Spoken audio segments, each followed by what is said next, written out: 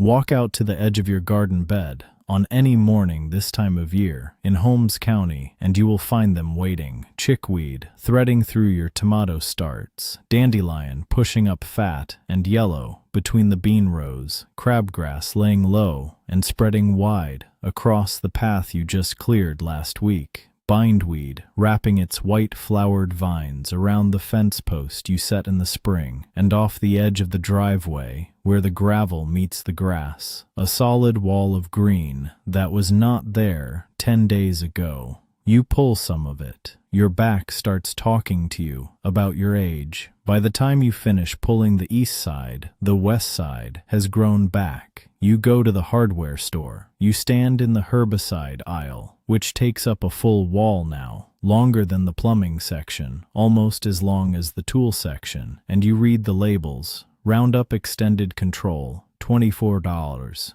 Ortho Ground Clear, $19. Spectracide Weed and Grass Killer Concentrate, $16. The labels all say the same things in different order. Kills to the root, fast results, up to 6 months of control. And so you buy one, maybe two, because the problem is bad enough that you pick up a backup bottle. And you go home, and you spray the driveway, and the fence line, and the garden path, and for about 3 weeks, things look clean. Then the weeds come back. They always come back. Next spring, you spend $40 again. The spring after that. Year after year, $40 a spring for a problem that keeps returning like you never addressed it. Now I want you to sit with something before we go further. The vinegar in your kitchen pantry is a weed killer. It has always been a weed killer. The acetic acid in it breaks down the waxy coating on a plant's leaf surface, draws the water out of the tissue, and burns the plant from the outside in on a hot afternoon in under an hour. The old farmers in this county knew this. My neighbor's grandfather knew this. His grandfather knew this. The fact that you are spending $20-something on a bottle of glyphosate every spring is not because the vinegar stopped working. It is because nobody sells you vinegar for $20 a bottle, so nobody runs commercials telling you that vinegar works. My name is Amos Miller. I am Amish. I am 50 years old, and I have farmed in Holmes County, Ohio, my whole life. We have never once bought a commercial herbicide for this property. Not one bottle of Roundup, not one spray of any chemical sold in that aisle. My wife's kitchen garden stays clean. The paths between the raised beds stay clear. The gravel driveway where horses turn and wagons park stays bare all season. The fence lines stay managed, and we spend about $3 a year doing all of it. Today, I'm going to show you exactly how. The recipe that works on small weeds and annual growth. The stronger version with salt for driveways and fence lines where you want nothing coming back all season. The timing and application that most people get wrong even when they have the right ingredients. And the honest limitations, the plain truth about what vinegar will do and what it will not. Because if I tell you this kills every weed root to the ground in one spray, and you go try it on your established thistle patch, and it does not work that way, you will feel like you were lied to, and you will not be wrong. I would rather give you the truth and have you succeed than give you a big claim and have you fail. Quick word before I go further. There is more of this kind of knowledge than fits in any one video, and I have been gathering it for years. The old food methods, the garden methods, the building and homestead skills my community has kept since the first Amish families came to this county in 1809. I put the whole of it into a book you can find at amosmillershop.com. Everything we cover on this channel and more in one place. I will not bring it up again.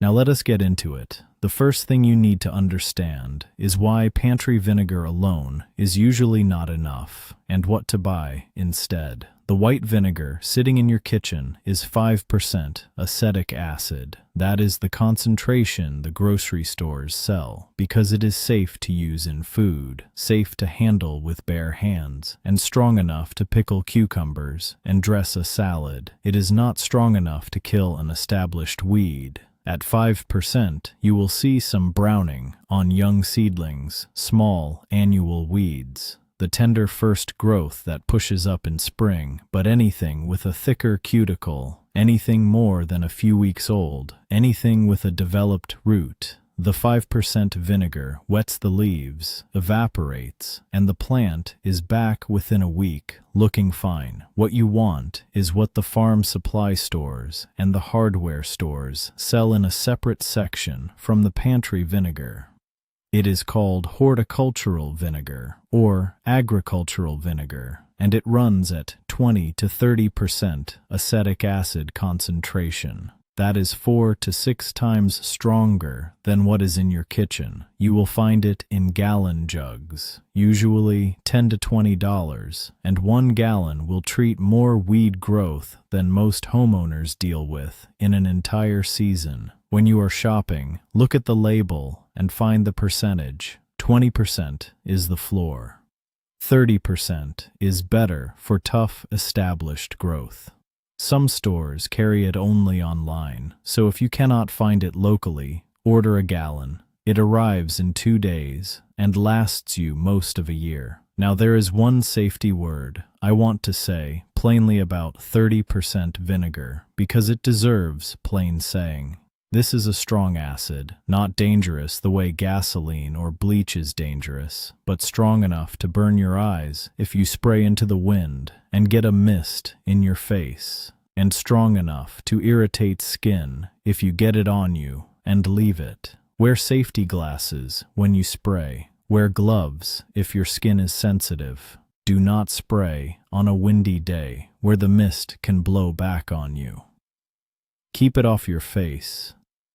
Children should not handle the bottle or the sprayer. Those 4 precautions are everything. Respected, this is a safe tool. Ignored, you will regret it the way you regret any strong acid on your face. The basic recipe is this, and it is simple enough that you will remember it for the rest of your life. 1 gallon of 20 to 30% horticultural vinegar. 2 tablespoons of plain dish soap, any brand, whatever, is already under your sink. That is the whole recipe. The vinegar is the kill. The dish soap is the surfactant. Here is what a surfactant does. Plant leaves, especially the ones you most want to kill, dandelions, crabgrass, bindweed, thistle, have a waxy coating on the surface. It is what keeps rain from staying on the leaf and washing away the minerals the plant needs. When you spray plain vinegar on a waxy leaf, much of it beads up and rolls off before it can do its work. The dish soap breaks the surface tension of the liquid and makes it spread flat across the leaf and stick there instead of rolling off.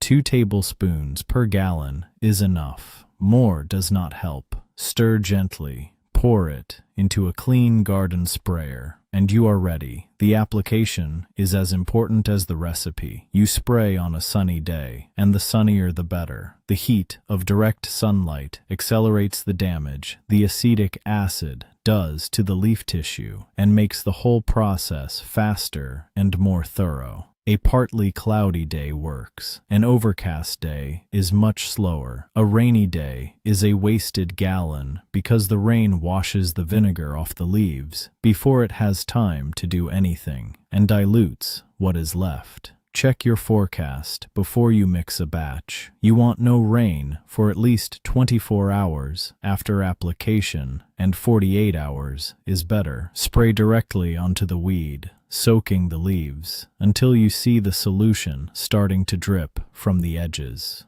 You are not misting, you are soaking. Cover every leaf surface you can reach. On a hot, sunny day in July, you will see the leaves begin to curl within an hour. By the middle of the afternoon, they will be browning. By the next morning, the plant above ground will look completely dead, dried, and brown and crisp. That is the honest result on small annual weeds: chickweed, purslane, young crabgrass, spurge, pigweed, lamb's quarters, any of the tender annual weeds that show up in garden beds and walkway cracks. Those die thoroughly, root included on small ones, and they do not come back. The spot where they grew is clear for the rest of the season. Now here is the honest limitation, and I am telling you this plainly because it matters. The vinegar and dish soap recipe burns the foliage. For a young plant with a shallow root, burning the foliage is enough to kill the whole thing,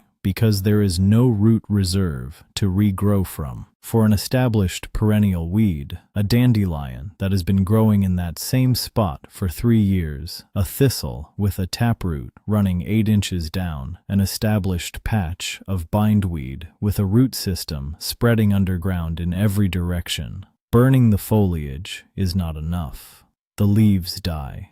The root survives. Within 2 to 3 weeks, new growth pushes up from that root and the plant is back, sometimes looking healthier than before because the root had no competition from the dead top. For those deep-rooted perennial weeds, this recipe is still useful, but you need to use it differently. You spray the new growth each time it appears through the growing season, 2 or 3 times, maybe 4.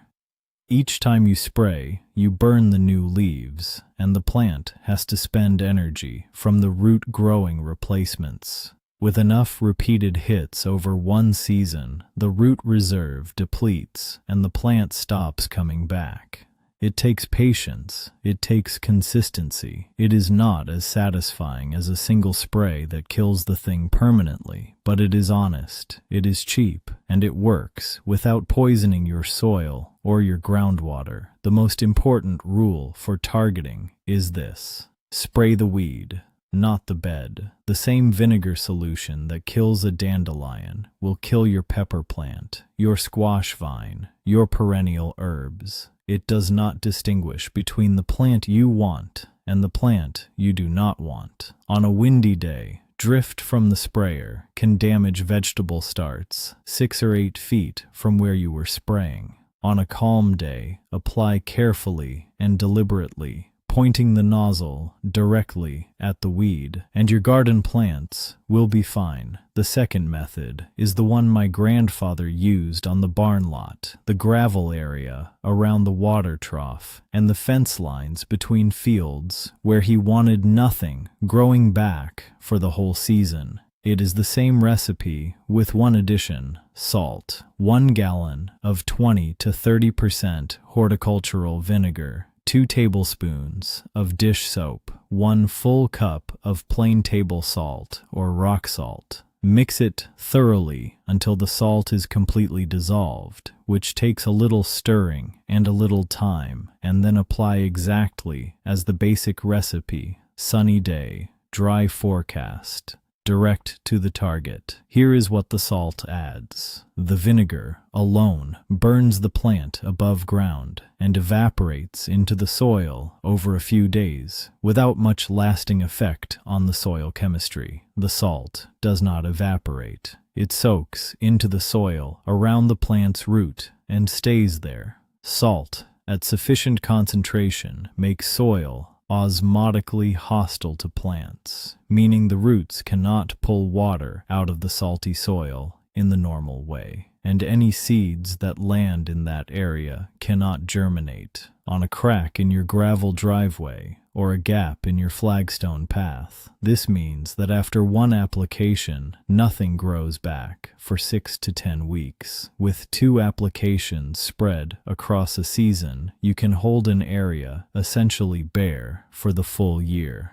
around the fence posts along the barn lot. One good treatment in early May, and the fence line stays clean into September. This is the recipe my grandfather mixed in a bucket on the shelf of the summer kitchen every spring. 1 part each of the 3 ingredients he kept in the barn, and the fence posts around 2 acres of barn lot cost him about $1.50 a season in materials. The same fence line today would cost you about the same, adjusted for $1 that is worth less, but salt and vinegar that are still cheap. 2 honest warnings about the salt version that you need to hear. The first is that salt does not stay where you put it. Rain runs it. Snowmelt carries it. On any ground with a slope, the salt moves downhill in the soil and the groundwater and will eventually reach the root zone of things you did not mean to salt. I have watched a neighbor salt the fence line at the top of a gentle slope, and 2 years later lose a row of mature arborvitae at the bottom of that slope when the salt worked its way down through the soil over many rains. On flat ground, the salt stays where you put it. On any slope at all, give honest thought to what is downhill and how far the water runs after a heavy rain. The second warning is that salted ground stays salted. If you ever want to plant something in that spot, a hedge along that fence line, a tree, even grass seed, the salt will prevent it for years.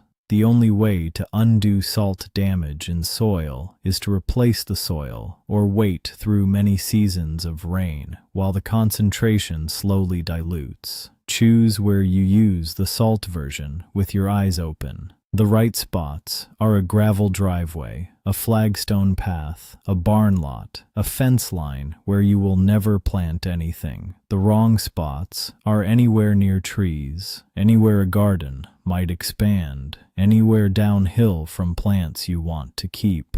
There is a third thing I want to cover that most folks making this recipe skip, and skipping it is the reason they end up frustrated even when the recipe is right. The sprayer matters more than most people think. You cannot apply this solution well from a household spray bottle, the kind with a trigger you squeeze by hand. Those bottles are built for light cleaning solutions, and they get tired fast. After 60 squeezes, your hand cramps, and you have covered maybe 4 square feet of weeds. What you want is a pump garden sprayer, the kind with a tank that holds a gallon or 2 and a wand you can point. You pump the tank up with air pressure, and then you spray continuously without squeezing. The whole solution distributes evenly. The nozzle puts out a consistent pattern, and you can cover 20 or 30 linear feet of driveway crack or a full garden bed perimeter in a few minutes without any strain. A decent 1-gallon pump sprayer costs $8 to $12 at any hardware store, and it will last you for years if you rinse it out after each use. Rinsing matters with the vinegar mix because acetic acid is hard on seals and gaskets over time. After each use, run a gallon of clean water through the tank and the wand.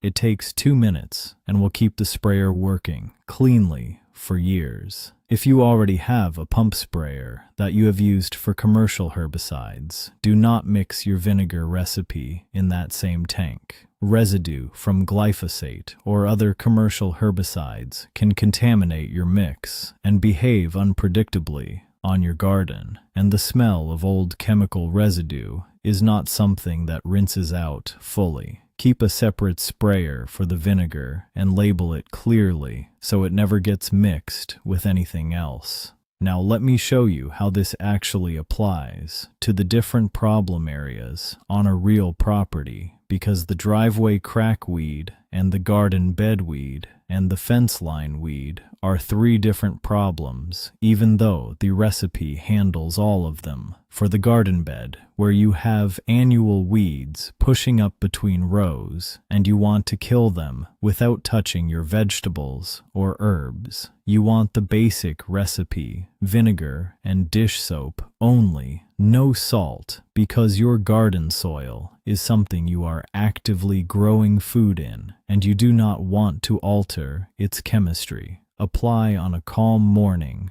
when there is no wind. Get close to the ground and direct the nozzle carefully at the base and leaves of the weed. Keep the wand away from vegetable leaves. In a well-established bed with closely planted vegetables, you may find that hand pulling after rain is actually faster and less risky than spraying near tender plants. The vinegar method shines most in beds that have open spacing or in the pathways between beds where there are no vegetables to protect, and you want a quick, clean kill of everything growing there. For the driveway or gravel parking area or any packed ground surface where you want nothing growing at all, this is where the vinegar and salt version is exactly right, and you can be generous with it. The gravel is not garden soil. Nothing you want to grow is there. Spray confidently, soaking the green growth you see, and let the salt do its work underneath for the rest of the season. For the fence line, the recipe depends on what is planted near it. A fence line with open ground on both sides and no nearby trees can take the salt version. A fence line that borders your lawn or runs near the drip line of a tree should get the basic version. No salt, applied 2 or 3 times through the season. Instead of once with salt, you protect the things you want at the small cost of a little more attention across the season. I want to say something about the companies selling commercial herbicides before we finish, because it is worth saying plainly, and it is something most people have not thought about directly. Glyphosate, which is the active ingredient in Roundup and dozens of similar products, was patented in 1974, and the patent expired in 2000. Since then, dozens of companies have made generic versions, which is why the prices have come down over the years. The World Health Organization's Cancer Research Arm classified glyphosate as probably carcinogenic to humans in 2015. Bayer, which now owns Roundup, has paid out more than $10 billion in legal settlements to people claiming the herbicide caused their cancer, with tens of thousands of additional cases still in progress as of the last time I looked into it. I am not a lawyer, and I am not a doctor, and I am not telling you what to conclude from those facts. I am telling you the facts and letting you draw your own conclusions the way any honest person should. What I can tell you from 50 years of farming in Holmes County is that the weeds I deal with every season respond exactly as well to the vinegar mix as they do to any commercial herbicide for the jobs I use it on, and that I have never had to wonder what I was absorbing through my skin on a hot afternoon while I sprayed the garden path. The old recipe is not inferior. It simply has no advertising budget. Here is the full picture of what you have just learned. For small annual weeds in garden beds, walkway joints, and flower borders, 1 gallon of 20 to 30% horticultural vinegar mixed with 2 tablespoons of dish soap applied with a pump sprayer on a hot sunny day with no rain for 48 hours kills what is above ground within 1 afternoon and finishes the roots on young, shallow-rooted plants completely. Established perennials need the same treatment repeated each time new growth appears, 2 to 4 times across the season, and the repeated spraying exhausts the root. For driveways, gravel areas, barn lots, and fence lines where you want bare ground, kept bare for the season. The same gallon of vinegar, 2 tablespoons of dish soap, 1 cup of salt dissolved in, applied once in spring and once more in midsummer, gives you a clean surface for the full growing season at a cost of about $3 per gallon of mix. The entire program replaces $30 to $50 a year in commercial herbicide spending for most households with a normal driveway, some garden beds, and a fence line or two. 1 gallon of horticultural vinegar per season handles everything. The gallon costs $10 to $20 and replaces 3 or 4 bottles of commercial spray that would have cost you the same amount each. The economics are not even close. Tell me in the comments below what the worst weed problem on your property is right now and what part of the country you are in. Holmes County gets its share of bindweed and thistle, but folks out in the south are dealing with things like torpedo grass and nutsedge that are different challenges entirely, and the folks who are already using this mix in those climates have stories worth sharing with everyone just starting out. If your grandfather or grandmother had an old weed trick that did not involve a store-bought bottle, a trick with salt or steam or cornmeal or fire or anything else the old farmers used to use, share it. Those little inherited methods are exactly the kind of knowledge that gets lost when nobody writes them down. I read every single one. Next time, since we have been talking about what comes out of the ground uninvited, I am going to show you the old Holmes County method for keeping weeds out of the garden before they start, the soil preparation, the mulch depth, the crop spacing, and the one cheap cover crop that chokes out weeds so thoroughly that you barely pick up a hoe all season. Prevention is cheaper than the vinegar, and the vinegar is already cheaper than anything at the hardware store. Subscribe so you do not miss it. Until then, buy the gallon of horticultural vinegar, mix in the dish soap, pick a sunny day, and go find the worst patch of weeds on your property. By tomorrow morning, that patch will be brown and crisp. And remember, the people who farmed this county, when it was nothing but stumps and clay, knew things we are only just now remembering. That is how it was done. That is how it is still done in any homestead in Holmes County that keeps the old way.